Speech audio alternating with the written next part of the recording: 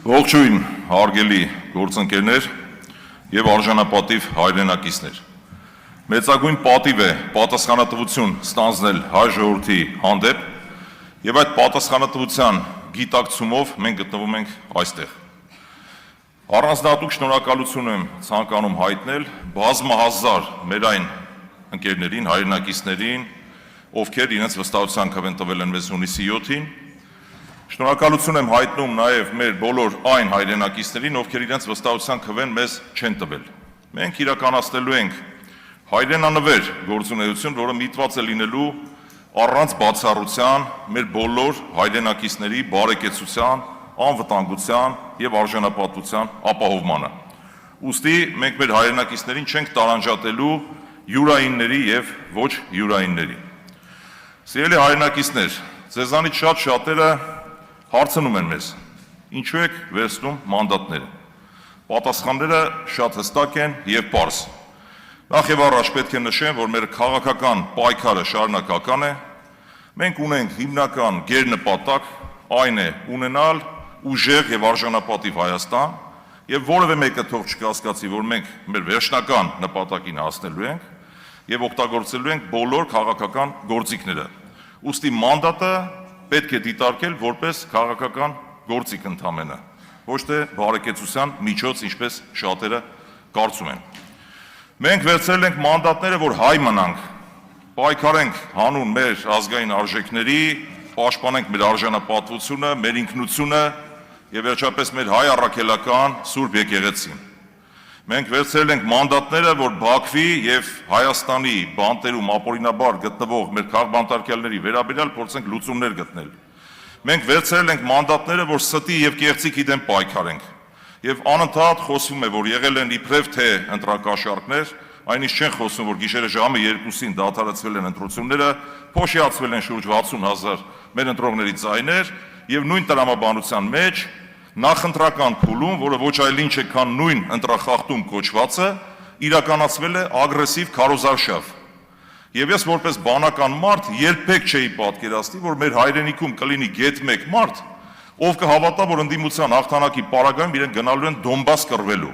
Եվ քանի որ մարդիկ գտնվել են մոլորության մեջ,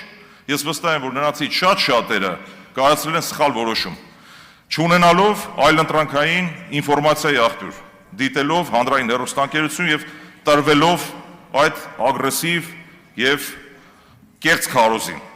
Ուստի նաեւ դա մեր հիմնական նպատակներից մեկն է։ Սիրելի հայրենակիցներ, մենք բերելու ենք նոր քաղաքական մշակույթ։ Մասնավորապես, մեր քաղաքական գործունեությունից սկսած առ այսօր մենք գերազանցապես կամ հիմնականում խոսել ենք հիմնականում մեր անելիքների մասին, թե ինչ ենք մենք անելու, այլ ոչ թե ընդդիմախոսներին սևացնելով, սև PR տանելով,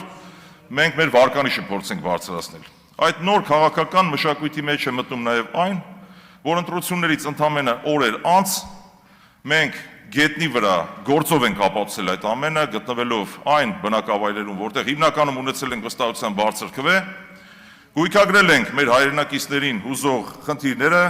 եւ օպերատիվ արագությամբ, այսպես գերօպերատիվ կերպով ընդամենը օրեր անց այդ խնդիրների շատերը լուծում են գտել։ Ես մեր հայրենակիցներին կոչ եմ անում հավատը եւ հույսը չկորցնել։ Մենք շարունակելու ենք իրենց կողքի մնալ, մենք ունենալու ենք հզոր տնտեսություն, ունենալու ենք ուժեղ Հայաստան։ Սիրելի հայրենակիցներ, հաշվի առնելով այսօրվա օրակարգը, պետք է որ իմ հարցերը հիմնականում ուղղված լինեին ազգային ժողովի խոսնակի տեխնացուին։ Բայց ցանկանում եմ անկեղծ գտնվել, անկախ նրանից ինչ հարցեր կբարձրացվեն, չեմ ուզում հարց տալ ընդամենը հարց տալու համար։ Միևնույն է, այն անձը, ում առաջադրել է քաղաքացիական պայմանագիր կուսակցությունը, ընտրվելու է։ Բայց այդուհանդերձ ցանկանում եմ երկու հռետորական հարց ուղղել, բնականաբար պատասխան չակնկալելով, հակառակ պարագայում հարց կհնչեցնեի տեղից եւ հետեւությունները կթողնեմ մեր հայրենակիցներին։ Նախընտրական փուլում, ինչպես ես արդեն նշեցի, այդ ագրեսիվ կեղծ ինֆորմացիայի տարածմանը զուգահեռ, պարոն Ռուբինյանը տարբեր հարթակներում, սոցիալական ցանցերում, տեսահոլովակների միջոցով իր հանրային ելույթներում պարբերաբար օգտագործել է այսպես վիրավորական ենթատեքստ պարունակող խոսույթներ կամ եզրույթներ, մասնավորապես մեր քաղաքական թիմի վերաբերյալ, մեր քաղաքական առաջնորդի վերաբերյալ, որպես չակերտավոր վիրավորանք, հիմնականում օգտագործել է այն քաղաքի անունը, որտեղ բնակվել է ազգային մեծանուն բարերար պարոն Սամվել Կարապետյանը։ Դա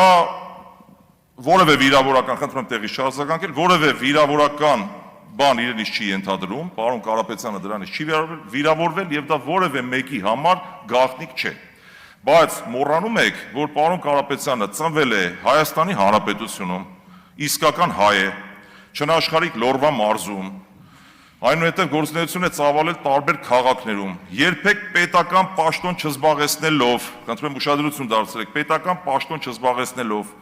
հասել է աներևակայելի արդյունքների եւ իր արդյունքների պտուղները ներդրել է հայրենիքում, բազմամիլիոնանոց, բազմամիլիարդանոց ներդրումների եւ բարեգործությունների տեսքով։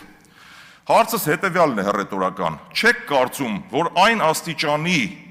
ամբից կենսագրություն ունի պարոն Կարապետյանը, որ ուրիշ բան չկա ասելու։ Այն քաղաքը, որտեղ նա բնակվել է, օգտագործվում է որպես վիրավորական եզրույթ։ Սա մեկ։ Եվ երկրորդ, ես հարցս ուղղում եմ պարոն Ռուբինյանին եւ շատ ու շատ այլ քաղաքացիական պայմանագիր կուսակցության ներկայացուցիչների։ Դուք հասկանում եք արդյոք, հարցը շատ լուրջ եմ իդեպ հնչեցնում պարոն Ռուբինյանի ասած բարեկիր ձևով, թե ինչ է նշանակում օլիգարխ։ Օլիգարխ բառի իմաստը հասկանում եք թե ոչ։ Եթե ոչ, բացատրեմ շատ մատչելի կերպով։ Օլիգարխը այն անձն է, ով տիրապետելով մեծ ֆինանսական կապիտալի ազդեցություն ունի պետական համակարգի վրա։ Հարցս հետևյալն է. պարոն Ռուբինյան, դուք կարող եք ապացուցել արդյոք, որ պարոն Կարապետյանը ազդեցություն ունի պետական համակարգի վրա։ Նաև հաշվի առնելով այն հանգամանքը, որ ազգային ժողովի խոսնակի թեկնածուն պետք է ունենա որոշակի հատկանիշներ, այն է գնահատի իր խոսքի արժեքը, լինի բազմակողմանի զարգացած, ունենա հավասարակշռելու ունակություն, արդյոք եթե դուք չկարողանաք ապացուցել, որ պարոն Կարապետյանը չունի ազդեցություն պետական համակարգի վրա եւ դա այդպես էլ կա, ներողություն խնդրել եւ ասել, որ դուք լավ չեք հասկացել օրինակ օլիգարխ բառի իմաստը։ Ես պատասխան չեմ ակնկալում, բոլոր հետևությունները թողնում եմ մեր հայրենակիցներին։ Շնորհակալություն ուշադրության համար։